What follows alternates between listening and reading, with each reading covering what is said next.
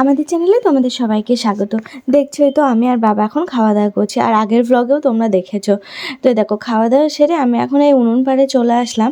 আর উনুন পাড়টা না খুব নোংরা হয়েছিল। নোংরা বলতে অ্যাকচুয়ালি এই জায়গাটা তো নতুন হয়েছে, তো এই নতুন জায়গায় এখনও লেপা হয়নি। যে জায়গাটা শুধু উনুন সেইটুকু একটু গোল করে মা লেপে রেখেছে। তো মা বললো যে টাইম পাচ্ছে না আর হয়ে উঠছে না, মায়ের কোমরে ব্যথা, তো সেই কারণে আর কি। আর আমি ভাবলাম যে মা এই টাইমে নেই বাড়িতে, এই সুযোগে দেখি না আমি একটু ট্রাই করে পারি কি। তো আমি কাকিকে বলে দিয়েছিলাম, কাকি কিছুটা একটু গোবর নিয়ে এসে দিও তো। কি সুন্দর জল দিয়েছি, তাতেই কত পরিষ্কার লাগছে বলো। তো দেখো কাকি তো গোবর নিয়ে এসেই দিয়েছে, আর আমি এই জায়গাটায় জল ছিটিয়ে নিলাম প্রথমেই, কারণ এখানে তো পুরোটা বালি আর একবারও যেহেতু ল্যাপা পড়েনি। তো ভাবছি যে এখন গোবরটা একটু গুলে নেব, তাও অনেকটা জলে। আর কিভাবে কি করব না করব সেটাই ভেবে উঠতে পারছি না, কারণ ওই যে পায়ের প্রেসারে না মাটি এমনি সেই চটলা চটলা ধরে উঠে আসছে। দেখি কি করা যায়, কতটা কি করা যায়। আর অনেকটা জায়গা, এ দেখো এখন গোবর গুলিয়ে নিয়ে চারিদিকে গোবর জলটা দিয়ে একটু ছিটিয়ে নিচ্ছে, আর এই যে ঝাঁটা দিয়ে একটু টেনে টেনে দিচ্ছি যাতে একটু সুবিধা হয়। তারপরে দেখলাম যে না, সেরকম তো ভালো হচ্ছে না, কি যে করা যায়। স্মুথ হচ্ছে না, দেখতে ভালো লাগছে না, কেমন যেন। আর যা গোবর আছে তাতে হবেও না। তো ওই যে অনেকটা পরিমাণে জল দিয়ে নিলাম, নিয়ে একটা ল্যাপার জন্য কাপড় নিয়ে ল্যাপা শুরু করে দিলাম। এই দেখো, তো ওই যে অনেকটা যেহেতু, তো লেপতে লেপতে একটু কোমরটা লেগে আছে, আবার একটু দাঁড়িয়ে নিচ্ছি, এই করছিলাম জানো তো। তবে হ্যাঁ, এই জায়গাটা যে এই যে লেপে দিলাম, মায়ের অনেকটা আশা করি সুবিধা হবে, অনেকটা উপকার হবে। আর কি বলতো, যে কোনো জায়গায় একটু পরিষ্কার থাকলে বেশ দেখতে ভালোই লাগে। তারপরে এই দেখো এই জায়গাটা ল্যাপা হয়ে গেছে। তো ল্যাপার পরে দেখো কত সুন্দর পরিষ্কার লাগছে। তাছাড়া ওই সাইডে একটা টেবিল ছিল, টেবিলটা সরিয়ে ওই সাইডে করে দিয়েছি, পুরো পরিষ্কার পরিচ্ছন্ন করে দিয়েছি। দেখো এই জায়গাটা কাজে লাগুক বা না লাগুক, আমি তো লেপে রাখলাম, তো ভালো লাগছে দেখতে। আর এই তবে দু একবার লেপতে লেপতে লেপতে লেপতে তারপরে প্লেন হবে, যেহেতু প্রথমবার লেপা হলো, তো সেই জন্য অতটা প্লেন নয়। আর দু একবার লেপলে তারপরে ঠিক হয়ে যাবে।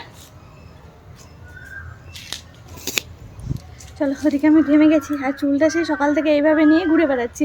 এখন একটু শ্যাম্পু করে ফ্রেশ হয়ে নিই। ওদিকে বৌদিও রেডি হয়ে গেছে।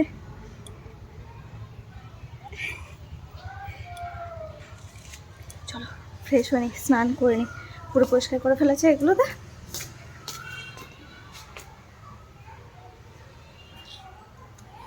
হবল করতে হবে। আমি কি স্নান করবো? এবার নিয়ে যাবে সব।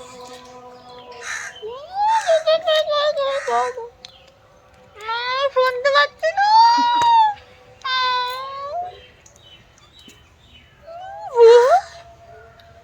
আবার কানে, এবার নাকি কানে কানে আপনি যাচ্ছে না, পাচ্ছে সেখানে যাচ্ছে।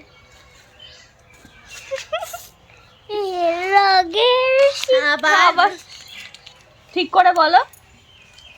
রবি রবির শিখা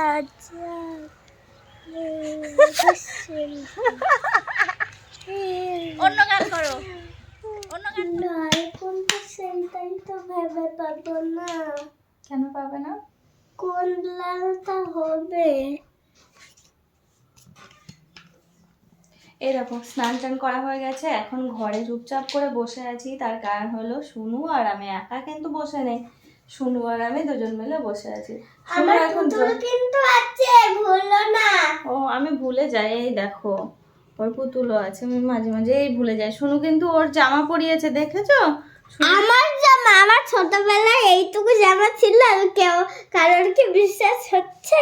কারোর বিশ্বাস হচ্ছে? ও এইটুকু মানুষ ছিল তার মানে তাই? পুতুল এইটুকু কিভাবে হলো?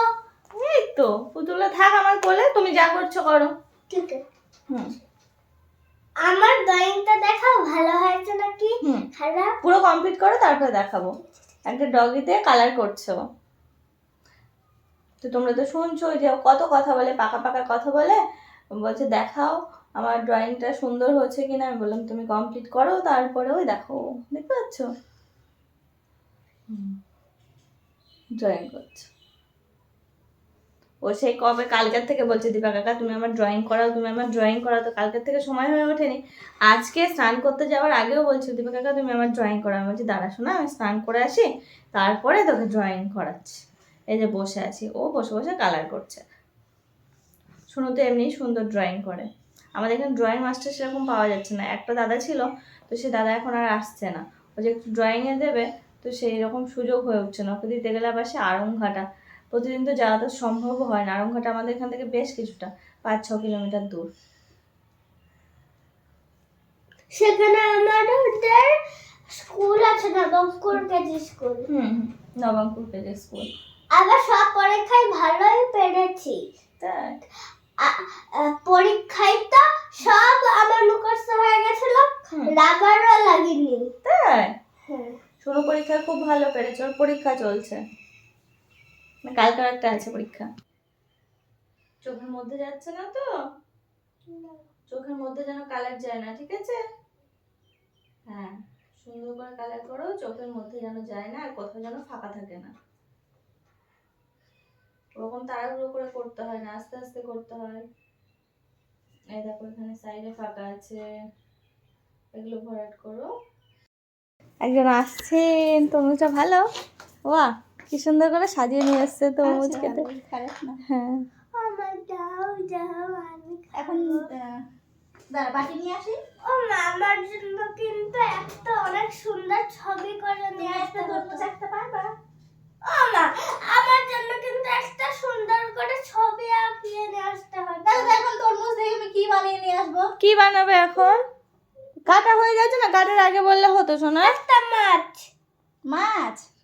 আচ্ছা আনছি, বড়টা নিয়ে গেলাম। তাহলে মাছ করতে গেলে বড়টা লাগবে, ঠিক আছে?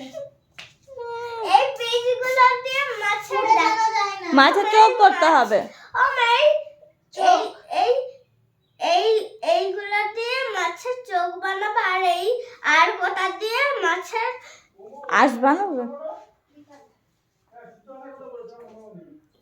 আচ্ছা নাও, তুমি খাও, আর দাদাকে ডাকো। হ্যাঁ, দাদাকে ডাকো। ভালো লাগে তোমার তরমুজ মামা? খুব ভালো লাগে। আচ্ছা খাও, দাদাকে ডাকো একটু। গোপাল ভাইয়ের জন্য এতটা বড় কি থালায় ধরবে? একটু ছোট করে নিতে হবে। হ্যাঁ, ছোট থালাতে ছোট তো করে দিতে হবে। এইটা বেশি ছোট আছে। গোপাল ভাইয়ের জন্য রেখে দিয়েছে সোনা। সোনা বলছি যে দাদাকে একটু ডাকো, বলো দাদা তরমুজ খেয়ে যাও। দাদা তরমুজ খেয়ে যাও। জোরে। দাদা এ আবার কেমন ডাক? দাদা শুনতে পেয়েছে? ভালো করে ডাকো। ও দাদা বল, ও দাদা বলে। দাদা তরমুজ খেয়ে যাও।